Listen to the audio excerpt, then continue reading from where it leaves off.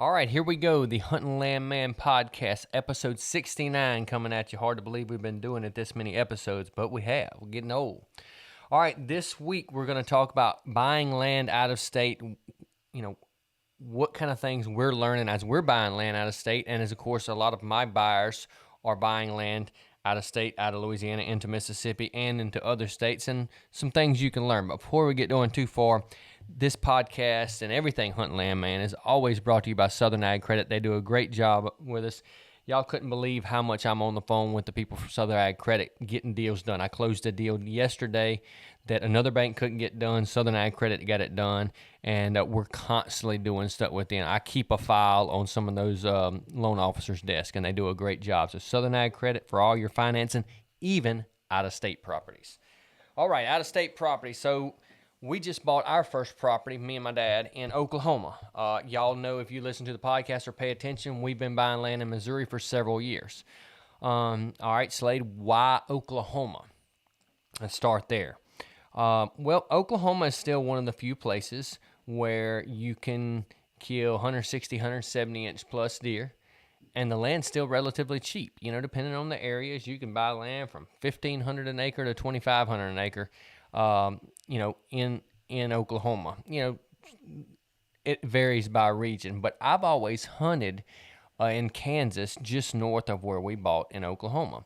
And I knew, and I talked to my dad, and I told him, I said, look, if we don't dive into this market, we're never going to learn about it. So we dove in. We got us a nice place. We got some cameras up. I got to check my moultries here in just a minute. I forgot I hadn't checked them yet this morning to see what the deer are doing out there. I'm getting a lot of bucks on camera right now. Nothing huge yet, but the cameras have only been out.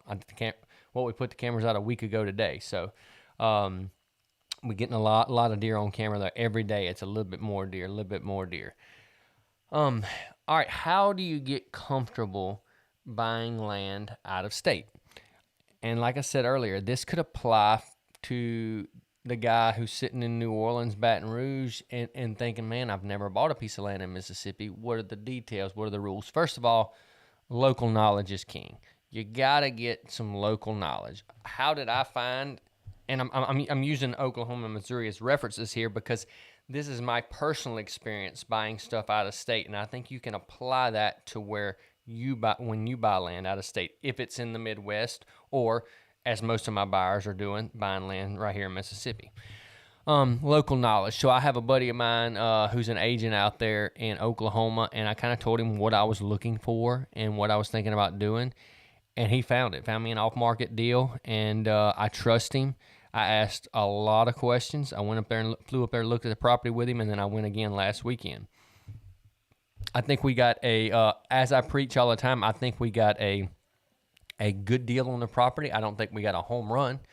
Base hits win ball games, and so we think we're in a good premium property at a fair price. And I think we're going to have a big fall in the land market. So I think prices are going to continue to just creep up in this recreational world.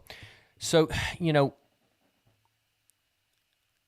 way you get that local knowledge is, okay, for instance, if you're on my email list and I'm sending you new properties a couple times a week, or podcast or information like this, that's where you get local knowledge. There's people who do this all over the country.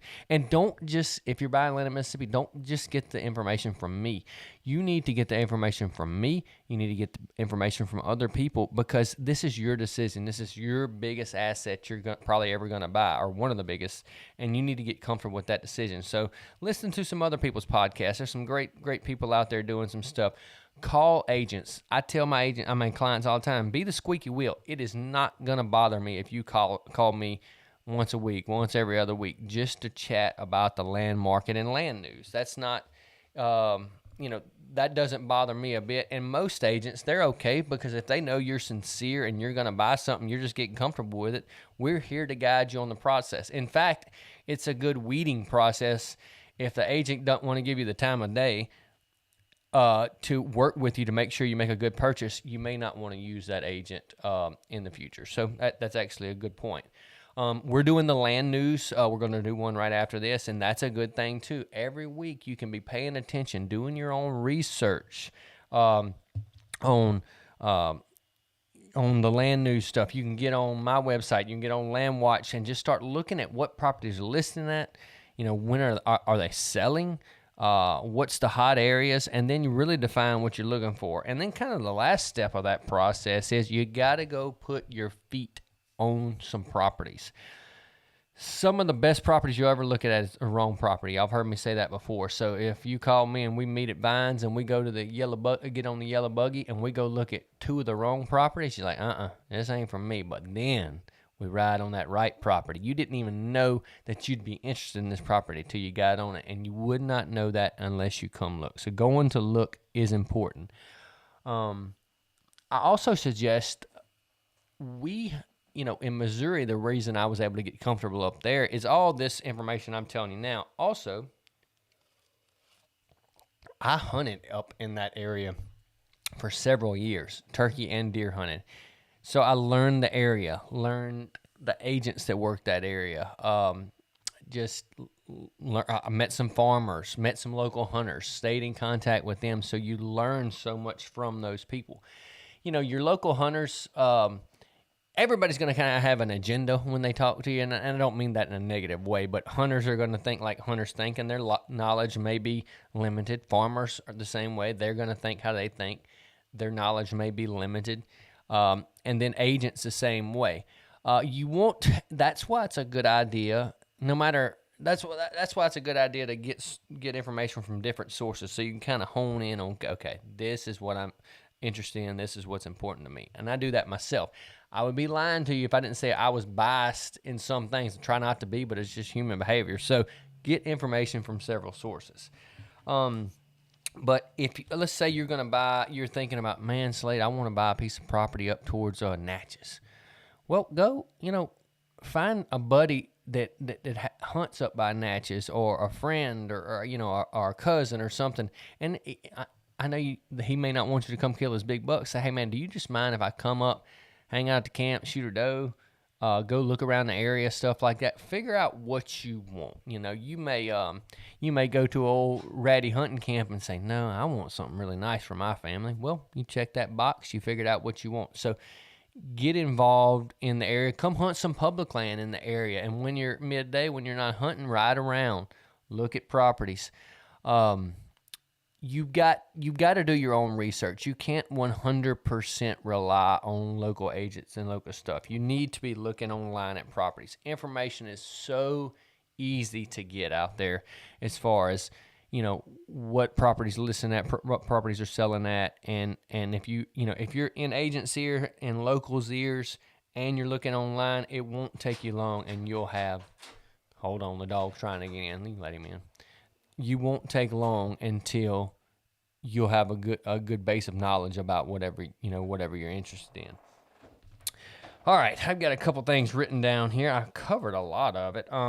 Farmers. Okay, another thing, NRCS office, your local NRCS office, they can tell you about the areas and what they're seeing and things like that. Of course, just depending on who you talk to, they may or may know a little bit more about timber or farming than you're looking for, but they may know a good bit about hunting too. Kind of depends on who you talk to. But something I wrote on here, knowledge is power. It really is.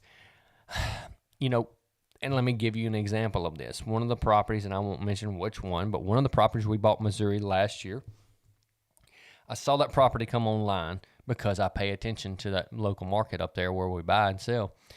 And I saw it come online, and I said, man, that's a good property. Me and Ryan and Bear Cub, we all Caleb, we sending it around. Man, it's a good property, good property, good property. And then kept watching it, never did sell. Kept watching, never did sell. Well, one day I finally, after a couple of months, I said, what is going on with this property? I called another agent who didn't have it listed, and I said, man, what do you know about this? He said, man, that's a good property. I don't know. I don't know why it hadn't sold. Well, then I called that agent, and I said, man, what's the deal? And, I kind of got all the information from him and let him know, and I was an agent. He worked for Whitetail Properties. He's a good guy, knew his stuff. I'd heard good things about him. And he said, actually, we're fixing to drop the price on this property. Well, then, I sent one of my buddies up there to go look at it. He put his eyes on it, and he said, hey, this place is a real deal. And we were able to make a real good deal on it. But why was I able to get a good deal on that property? not because not because it was just a good deal. It was because I watched the market and I saw that property get stale. And it wasn't the property's fault. It was just the timing in the market before the election last year. And it, you know, for whatever reason, buyers weren't buying that couple of weeks, and then it gets market rust, as we talked about in one of the other podcasts. So you can use that to your advantage. So if you're paying attention, and look, us as agents, if we've had a property sitting on the market 4 or 5 months, and it's not selling, we're going to be talking to our sellers about, listen, this has been the activity, and we hadn't got it. We've got an offer here. We need to seriously consider it. So use that to your advantage, and the only way you do that is by knowledge. You got to do your own research. No different. That if you're buying stocks or investing in an IRA, whatever, you need to do your own research. That's one reason I put most of my money in land, because I understand land. I know land. If I was a stockbroker, I would put most of my money in the stock market because I would understand it better and I would be more in control and pay attention to it more every day. But me, I'm in the land business. I believe in putting my hard-earned money in dirt. All right, let's see if I didn't cover anything in here. All right, let's just talk about straight Mississippi now. Come back, local market. All right, so you're sitting in Lafayette, you're sitting in New Orleans, Covington, Baton Rouge, and hey, I want to buy. How do I know where to buy? Again, get on the phone. Call local agents. Tell them your goals. There's 3 things that I ask all my clients, and I've said this before, but we'll say it again. What's your budget? What's your drive time? What's your goals? All right, so budget tells me, okay, what we're working with. What's your drive time? Okay, where can we work that budget? And then your goals, it would formulate into the right piece of property. If the goals are, hi, Slade, we want a turnkey property. We can be hunting this season, and we want to be able to kill good deer. We don't have to kill the biggest deer in the country, but we want to kill good deer, have it all set up, ready to go. Okay, well, we can look here, here, and here. Now, if the conversation is, Slade, look, I'm only interested in 140, 150-inch deer, well, that's a whole different conversation. And I'm only interested in killing 5-year-old deer with my bow. Okay, that's a different conversation. And then on the other end of the spectrum is, Slade, I just want a place for my family to recreate. Yeah, we hunt, but we're not that worried about it. If we can kill a 8-point buck every year, we're happy. Okay, well, we don't have to look in the areas that cost more because they grow big giant deer. We can get you more bang for your buck, maybe east of Highway 55, where it's a little bit cheaper over there. But the only way as an out-of-state buyer you're going to learn this about Mississippi or any other state is you got to have that local knowledge. Call me. Call other agents with my company, call other agents with other companies, and fill them out. See if they can get some information. It ain't going to hurt to ask. All they can do is say no. Then you can formulate your game plan about where you're going to get. Also, a good process with that is call Southern Ag Credit or whatever banking institution you're using and go ahead and get a game plan for, all right, I'm buying land in Mississippi. I want to make sure that they can do what I want to do and that sort of thing. That way you can not waste the agent's time, not waste your time, and really be able to refine. So when you find that good property, boom, you can act fast because you already got your ducks in a row. All right, that's pretty much all we're going to talk about out-of-state land buying. Of course, if you have any questions about any state, I have not bought in all states, but I've hunted a whole lot of them. Call me. I'm here to help. The update on the market in the area, we're getting a lot of listings right now. Things are picking up a little bit. It's our slow time. Look, we're recording this right before the end of June. Everybody's fishing, 4th of July, baseball, and golf, and people are going to the beach. That's what people are doing. It happens every year. But things are selling pretty good. I sold a place in Marion County yesterday. I'm selling a place about 8 days from now, a big place in Franklin County that's been on the market for a while. Thank you, Lord. And then we've got a property in Woodville. We just contracted 2, actually. So I think we got 7 or 8, 9 pending, something right now. So the market's starting to move. We got a lot of good stuff coming on the market. I'm getting a lot of phone calls to look at stuff and list stuff. So I think we're going to have a really big fall. Listen, I'm going to give you some words of wisdom. Enjoy your 4th of July. Blow it out. Have a blast. Celebrate America. But whenever all that's done and you got some time the next couple weeks, let's go look at some of these properties, because you don't want to be sitting there on October 15th when your buddy sends you a picture of a big giant he killed with his bow, and you're like, God, dog, I've been dragging my feet about getting a piece of property, and that could have been me. I could be sending him a picture of a big old deer. So let's get you in that property right now. All right, habitat deer-wise update. Our food plots are coming good. Me and Zeb fertilized them last week. I'm going to hit them with some plot boost probably in the next couple of days. It's game time now to start deploying cameras. Deer are starting to get recognizable here pretty quick if they're not already. So I've got some cameras out. I've got some buddies that sent me some pictures of some deer that are definitely recognizable already. It's a little early, but once they're out, you're good to go. It's easy to get deer over minerals right now if you got summer food plots, that sort of thing.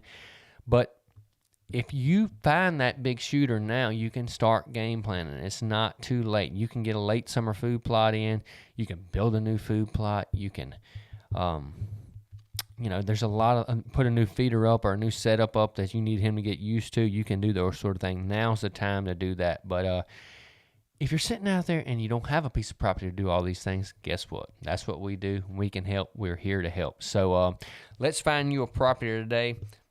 We're going to jump off of here. We're going to do a land news next. Y'all be looking for that. And what we're doing on land news, if you haven't seen one, is we're coming on our YouTube page and basically breaking down about 5 properties and saying, hey, these are new to the market or old to the market. They're interesting to us. They're some of our listings or some of our competitors' listings, and we're just giving you our opinion on those listings. So y'all have a blessed day. We're going to have a busy Saturday shooting some content, and then I got to get on the tractor and do some work.